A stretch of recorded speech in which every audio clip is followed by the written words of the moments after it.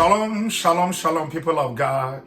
Once again, this is Mount Zion Bible Digest, and I'm so excited for another brand new series called The Shunammite Woman.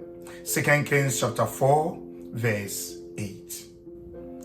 Now it happened one day that Elisha went to Shunem, where there was a notable woman, and she persuaded him to eat some food. So it was, as often as he passed by, he will turn in there to eat some food. Elisha was a prophet of God, and according to Bible scholars, Elisha's journey to and from Shunem was on his route to the school of the prophets in Bethel, Jericho, and other places.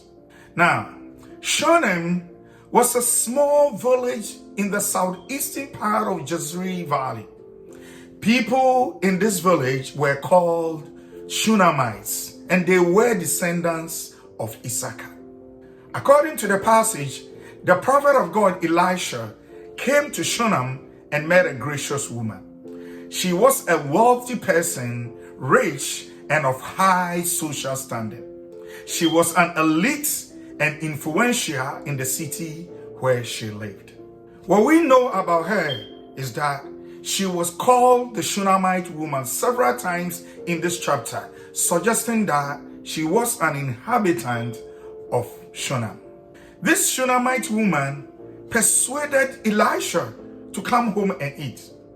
We can deduce from the scriptures that this woman was observant and took notice of the prophet Elisha passing by all the time.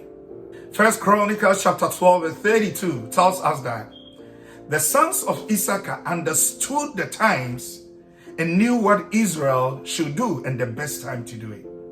As a descendant of Issachar, the Shunammite woman was wise and had discernment and showed the prophet kindness. There are so many lessons we can learn from the Shunammite woman, but let me take a few. First, she displayed wisdom to persuade the prophet of God Elisha to come to her home and eat. Secondly, she was able to discern Elisha from the multitude as a holy man of God. May God raise men and women of understanding in our homes, in our churches, in our business, and around us, so that they can discern the times and know what to do at every given moment. Thirdly, she was action-oriented by providing Elisha a lodging room in her house.